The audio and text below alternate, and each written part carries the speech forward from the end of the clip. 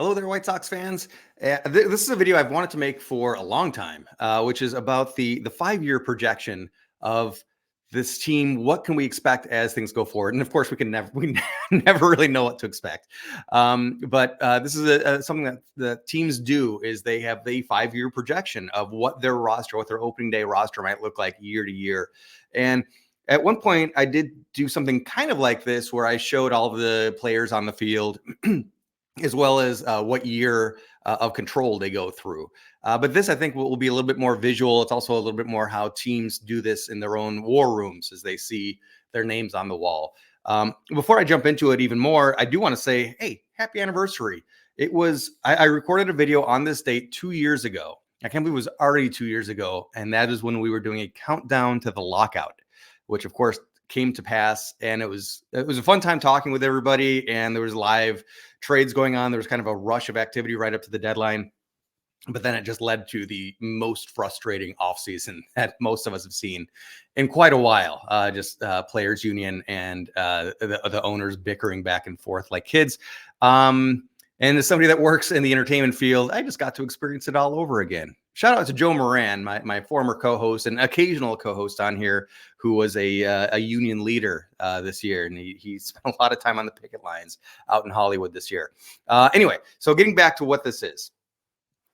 The idea is taking a look at everybody on the roster, active 40-man roster, and looking at the minor leagues and seeing if no trades happened.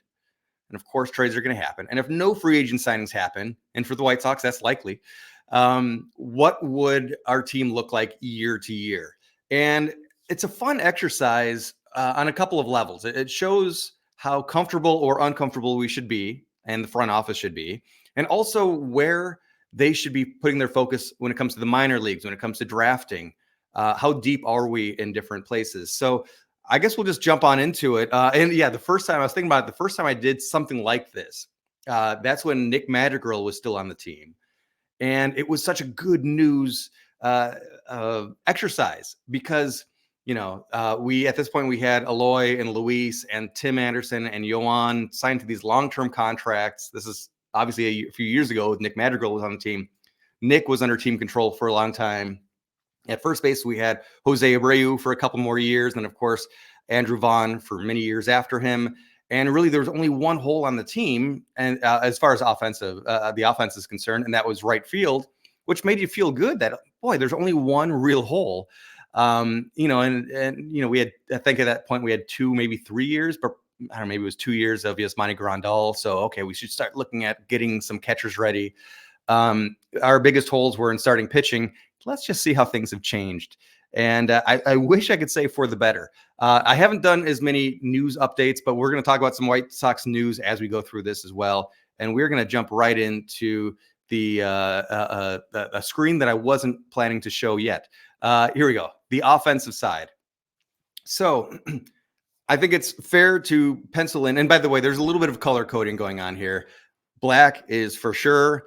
Blue is a guess. And then, of course, red, you'll see those are option years. But we're starting out with catching. We have to assume that Corey Lee, who finished the year as our starting catcher, is going to be our catcher going forward, at least to start the season. We also picked up in a trade deadline deal last year, Edgar Quero, who is, I think, just at AA. I think made it up to AA last year. So I'm guessing he's a little bit further away. And I don't know who's going to end up being the better catcher going forward, which is why you see Corey Lee definitely is going to be starting 2024. That could probably be in black. And then at some point in 2025, Edgar Quero is going to join, and then they'll be fighting it out between themselves. Looking at first base, Andrew Vaughn penciled in at first base. I've got no problem with that. I'm a little disappointed with his season last year. I was really hoping to see him take a step forward in his progression. And I don't really feel like that happened. But he's young. He's a guy with upside, and he's infinitely affordable because he's pre-arbitration eligible still. So you'll see that in 2025. You see AV-A1. That's his first year of arbitration. So he's definitely under team control through 2027. And then looking ahead to 2028, it's always impossible. And that's kind of why this is fun, because you know it's going to be wrong. But we'll see some of these names come up in the future. And if we go back and look at this video, we might find, I don't know, humor or entertainment and watching this video way in the future, seeing how right or wrong we were. By the way, I love input from all of you. So if you see things shaking out a different way, there's a name that, how did he forget? How did he not mention so and so? Let me know. Put it in the comments. And then this is something that's going to be updated constantly, and we'll check in on this chart as different trades happen, as different signings happen. But yeah, for the time being, I've got Andrew Vaughn being our starting first baseman through 2027. And then if he doesn't get extended, Tim Elko or Javier Fernandez. I think Fernandez is a catcher as well. So he's got first base catcher abilities. I could be wrong on that. But Tim Elko is a guy that's, he's still a ways down there in the minor league system, but he's got upside. He's been doing well in the minors. So White Sox made a trade recently with the Braves, Atlanta, where we sent away Aaron Bummer, who at the time was our longest tenured White Sox player, and got back Nicky Lopez and Mike Soroka. Mike Soroka is a different former White Sox pitcher, as odd as that is that their names are so similar, and from Illinois as well, by the way. But Nicky Lopez is somebody that I was hoping the White Sox would pick him up at some point. I didn't think we'd ever be able to get him from Kansas City, and we didn't. He had to get traded to Atlanta to then find his way to the White Sox. Listen, I would prefer, I wanted to have a utility player section in here, but I kind of ran out of space, as you see. I would like to put Nicky Lopez in that utility role and have him kind of be our current Swiss Army knife, a guy that can come in and play a couple different positions, provide some good defense, give guys a rest. But right now I've got him slotted in the starting second base role, and he's a Super 2 guy. So it means he's going to arbitration 4 times. So he is under team control in 2025 as well, if he sticks on the team. He's a guy, since we haven't talked about him yet, I think his basement potential is what we got out of Tim Anderson last year, which is bad. It's a very low level. I think he's a guy that can come through with some clutch hits here or there, but I'm not expecting very much out of him offensively. He's going to bat 9th, 8th, 7th, 8th, 9th, but he's supposed to provide really good defense. And as we're going to take a look, we might have some minor league pitchers taking on a lot of innings this year. There's a lot of good pitchers out there in the free agent market, but I'm starting to lose hope that the White Sox will get any of them. So we might have some younger guys out there. And if we have young guys pitching, you really, really need to have good defense behind him. And Nicky Lopez, I'm confident, is a guy that would provide good defense better than Tim Anderson. I'm going to miss Tim Anderson. Tim Anderson's going to have a great bounce back year and make the White Sox look bad. I just know it. Sorry, that makes me your typical pessimistic White Sox fan. And I'm usually not that, but I think Tim Anderson should have stuck with the team. I think the team should have stuck with Tim Anderson. But we'll move forward. Jose Rodriguez, I have coming up to fill the second base role as soon as 2026, unless something else happens. Another offseason, or actually our only offseason free agent signing so far, is Paul DeJong. I was going to say from the Cardinals, but most famously from the Cardinals, but he bounced around a lot last year, including playing with the Giants. And was it also I can't remember, one other team, but the Giants I know was one of the teams he played for. He is going to be keeping the seat warm. And I think there's already a little bit of struggle between what I have and what the White Sox want. I don't want the White Sox to rush Colson Montgomery. He is a guy with a crazy amount of potential, crazy amount of upside. And he is one of the few reasons the White Sox fans can be excited about the future, is he is one of the top prospects in all of baseball. I'm so afraid. I don't trust our front office to not rush him to the big leagues, because he is an exciting part of the future. I hope he starts in the minor leagues next year. And that was the plan for so long, that, maybe he'll be a September call up this year, and then we'll really take over in 2025.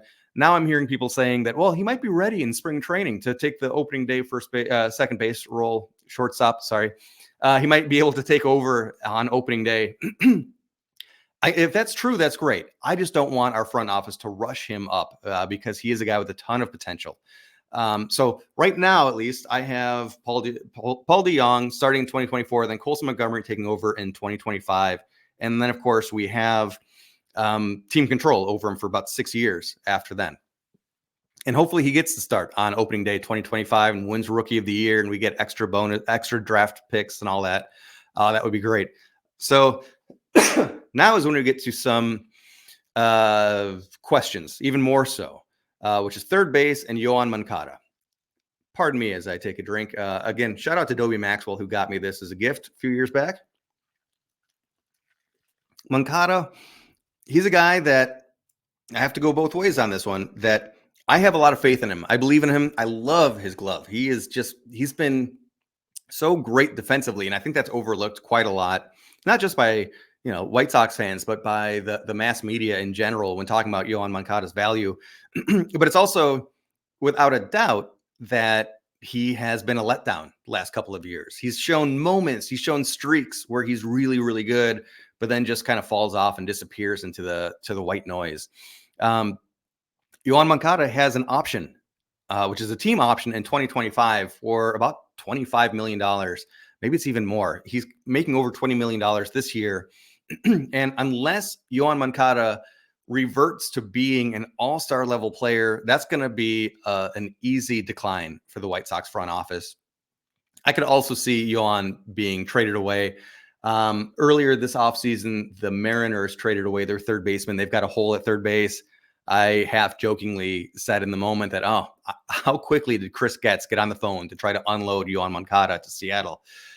Which that's something that still might happen. I would love to see Yoan have a great year, reestablish his value.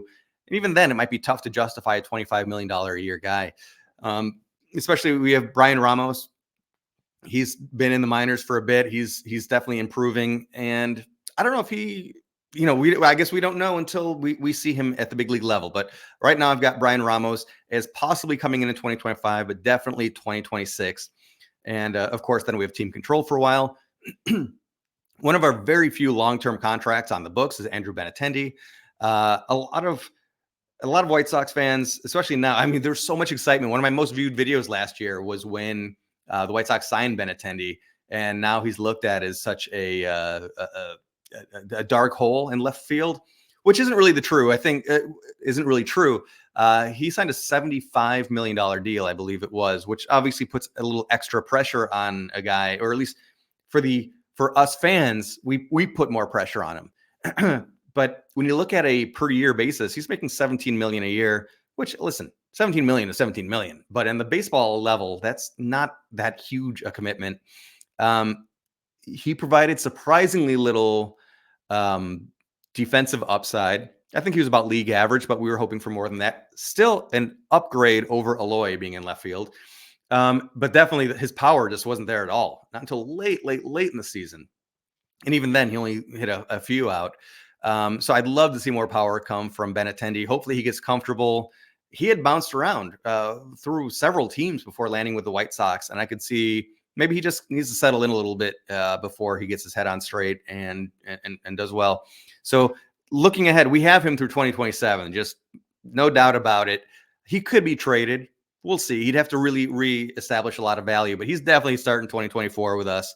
I cannot imagine any team picking him up right now. And I know I'm kind of contradicting myself saying his contract isn't that bad. It's really not, but at the same time, he's not a sexy, exciting person to want to trade for. So throwing to 2028 when his contract is expired, we're looking at George Wolkow or Jacob Burke. Some of these I threw multiple names at just to enhance my chance of being right that one of those guys will make the big leagues. Center field, obviously an exciting one because that's where our best player is. Luis, stupidly, in my opinion, there's trade rumors around him. The White Sox aren't going to trade him. I don't think Chris Getz is looking at a full teardown. I think he's looking at a bigger teardown than I want. But I think Luis is going to start. He's going to play out his career, his contract, I hope his career. But we have him for 2024 and 2025, and there's options for him in 2026 and 27. And for as great as he is, I don't even care what those option numbers are. He's worth it. And they're just around 20-ish million a year. Again, for him, absolutely worth it. But I'm also excited that I'm putting Yuleky Cespedes back up on here as if the White Sox buy him out, or once the contract's over, our future center fielder, Yoleki Cespedes. And I'm happy about this because for a while it looked like he was an exciting prospect that wasn't going anywhere, that was going to be a bust. But last year, Yoleki, who very famously was the nephew of Jonas Cespedes, he made it up to AAA, and he looked really good in AAA last year. And that was a small sample size. I think it was 11 games or so, but he put up really strong numbers. So I love that Yoleki Cespedes was a very exciting international signee at one point in time. Faded away. We didn't know. We kind of thought, okay, it's name recognition and there's nothing behind it. But he's kind of reestablished himself as an honest prospect with the White Sox. So that's exciting to me. Next, here we have in right field, Oscar Colas. And there's a level of, okay, well, we just don't have anybody else to put there. I don't want to put Gavin Sheets there. Nothing against Gavin. I think he's one of the great guys in all of baseball. And he's got great left-handed power. But man alive, I don't want to see him playing in the field. And he is one of the, 3 true outcome guys. If he's not hitting a home run, he's not getting a hit at all. Also, I'm not giving up hope on Oscar Colas, highly touted multi-tool rookie. Last year got his first taste of the big leagues. Did he set the world on fire? No. But does that mean he's never going to amount to anything at the big league level? I'm not selling on Oscar Colas just yet. So he, at least for the time being, and this is how this thing works. He's a major leaguer. We have her under team control. Somebody else might come up at some point and take the job away from him. But as it stands right on this moment, December 2nd at 7:43 p.m., as I'm recording this, he right now is our starting right fielder for the foreseeable future, I believe. Him or Gavin Sheets, and I hope it's Oscar Colas, and I hope Colas is making that big leap in his progression. And then at DH, I don't know actually if teams cover the DH role because you can kind of throw anybody down there. But fortunately, we have a really good DH in Eloy Jimenez. I know he's another guy that's getting some trade talk bantered about him. I love having Eloy on the team. He is such a spirit and a heart of this team. He's so much fun to watch. And he has been taking steps forward in his progress. He has had some streaks. He's gone up and down. But he's one of the better batting average guys on the team, and he still has power. I think a lot of the White Sox players definitely took a step back in the power department last year. I don't know if it's a new baseball. I don't know what's going on. There's been some conspiracy theory type stuff that I'm not going to get into, but I think Eloy has gotten through whatever rough patches he had, and he still had a really good year last year. He's staying healthier, which kind of reminds me, I did a video at the beginning of this year saying what we should expect, how many games we should expect from all of these often injured players. And if we can be better than that level, we'll have a good year. Well, what happened was most of those players beat that expectation and we still had a terrible year. So obviously it's not just injuries that get in our way. But anyway, so Eloy, I'm going to change my view slightly here. He is under team control through 2025 for sure, with options for 2026 and 27. I'm hoping that Eloy stays healthy and productive, and he makes those very easy pickups for the front office. Throwing some other names of people that might come in and spell him, Wilfred Veras and Adam Hackenberg. Adam Hackenberg is a catcher, and we are surprisingly deep at the catcher level right now. Adam is one of our top 30 prospects, but he's behind other catchers on this list. Again, Corey Lee, Edgar Cuero, and Javier Fernandez. So surprisingly, the White Sox, while there feels like there's a big question mark at catcher, we have a lot of prospects, and hopefully just at least one of them can shake out. I remember several years ago, the Texas Rangers were just like, had an embarrassment of riches with their catching core. And I remember Blake Sweetheart was one of them. I can't remember who the other ones were, but none of them really panned out. So just because you feel like you have minor league depth does not always translate to the big league level, sadly to say. So I guess that covers our offensive side right now.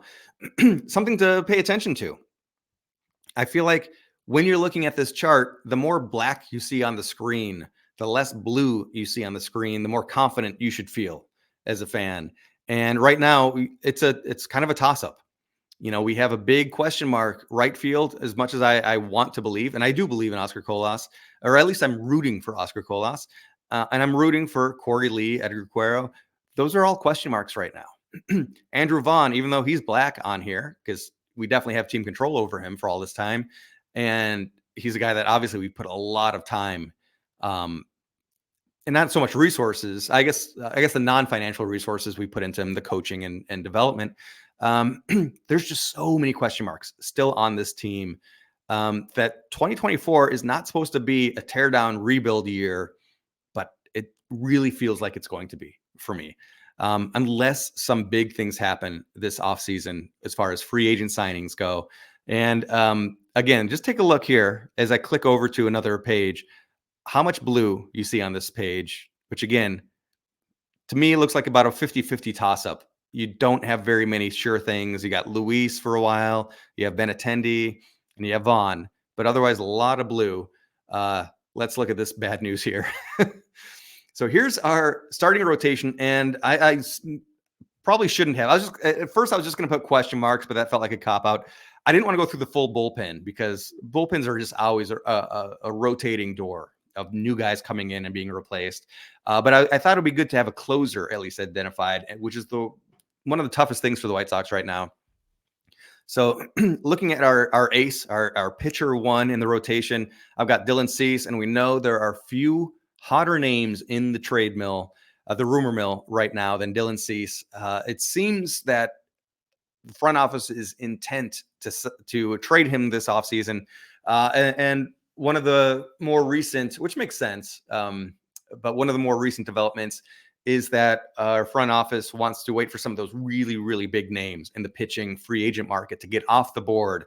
And now all of those other teams that missed out on those guys will be clamoring, and they'll be competing with each other, and they'll offer up their entire farm system to try to get Dylan Cease. So again, the exercise is, in this moment, what is our projection? And right now, in this moment, Dylan Cease, one of my favorite players, and one of my favorite players, White Sox pitchers of all time, I would say. I mean, quite a bit behind Mark Burley, but still, Dylan Cease, I've just loved him as a human being, a bromance, if you will. The stash alone.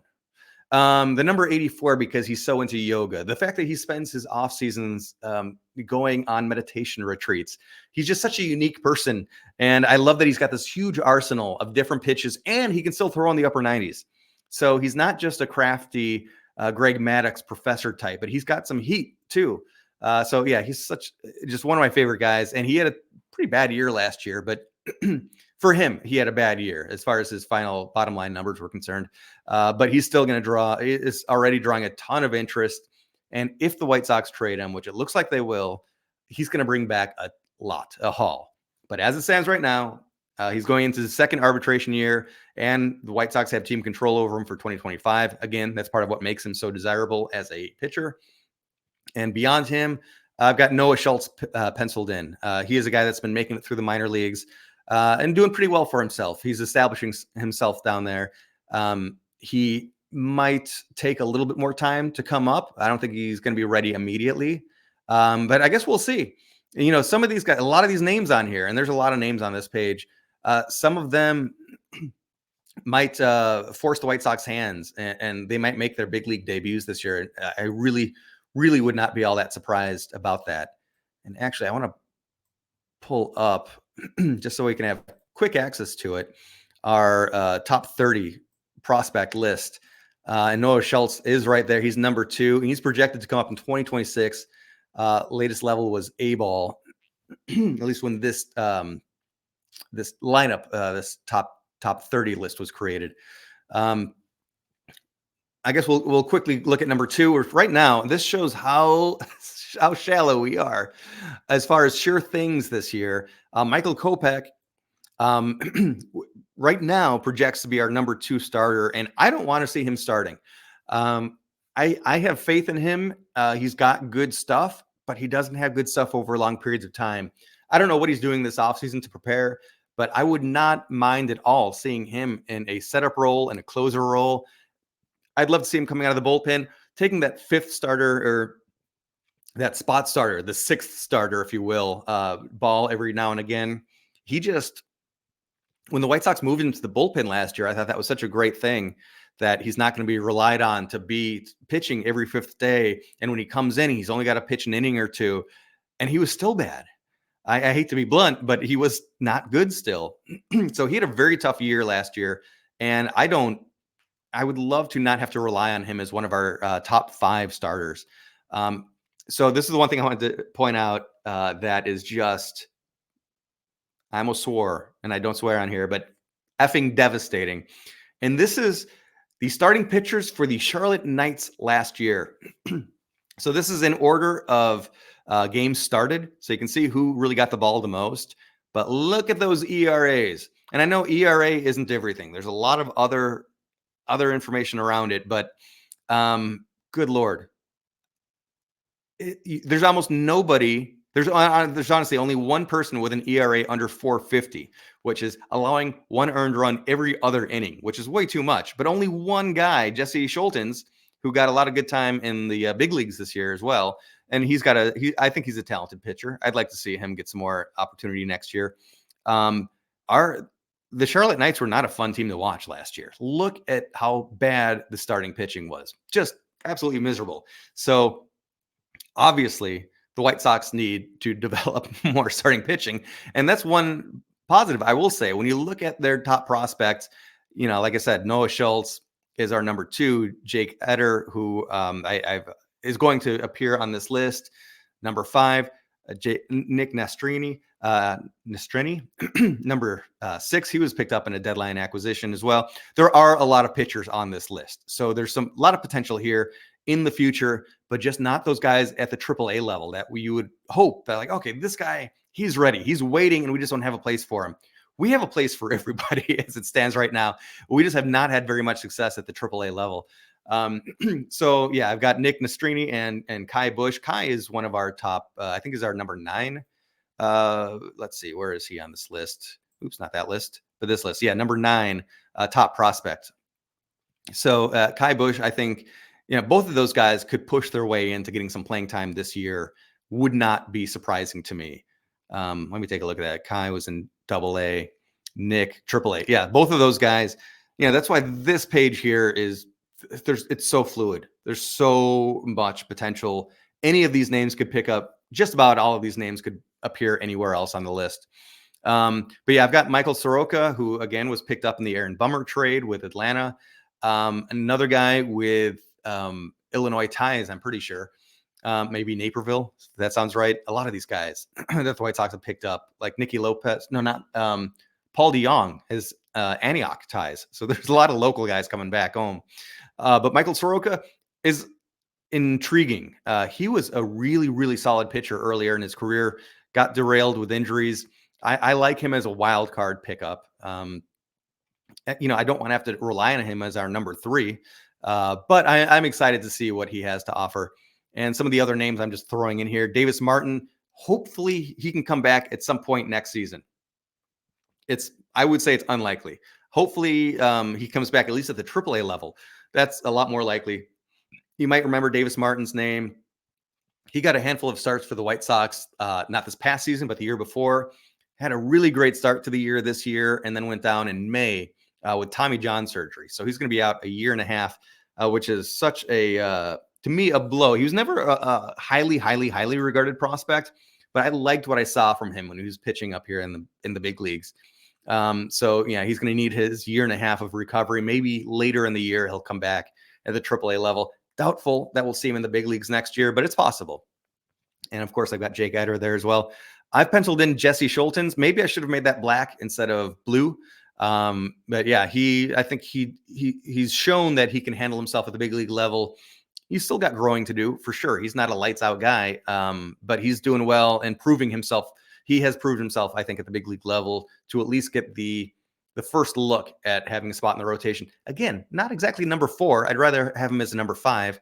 But right now, that's where I've got him, just because there's nobody else on the squad that I think would take that spot. And of course, we have team control over him for, I don't know if it's going to be 5 or 6 years at this point. I don't know if we got enough time last year.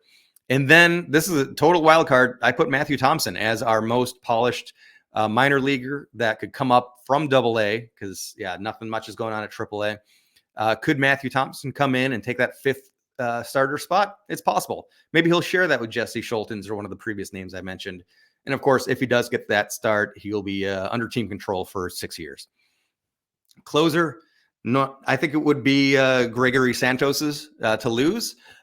He really had a great rookie year. Really one of the better rookie pitchers in rookie relievers in the American League last year. But then went down with an injury at the end of the year. I think there's a lot of mystery about how bad that injury is. So I don't know if he's going to be around next year. I should have checked on that maybe before going live here. But I feel like it was a significant injury. So if Gregory Santos can't be our closer next year, who's it going to be?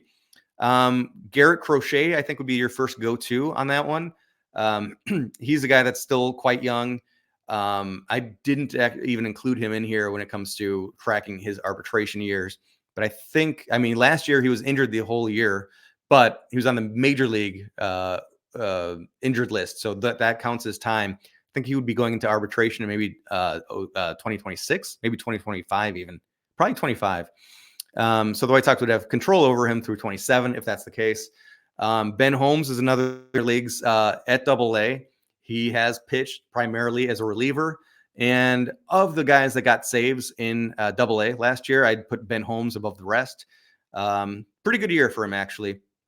So anyway, this is a look at the White Sox roster, offensive and rotation when it comes to what we have currently in stock. This is a page that I'm going to be updating as different trades happen. And there's going to be some trades. There's going to be some signings, of course, as well. Like if we go back to here, let's pretend the White Sox signed some big name. I'm trying to think of where. I guess shortstop. That's not going to happen. We know. No, because Colson's got that. And I can't imagine them signing a big name catcher. But this makes it interesting to look at where would the White Sox front office be looking when it comes to free agent signings, when it comes to drafting. Obviously, starting pitching is everything. Any trade involving Dylan Cease needs to involve an MLB ready pitcher coming back.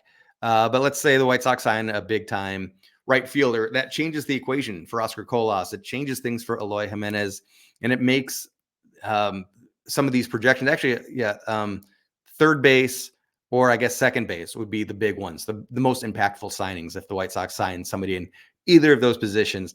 If the White Sox trade Yoan Moncada, and as part of a multi-team trade, maybe they get back a third baseman with team control, that changes how this page looks fully. And it also changes the pressure on the minor league system.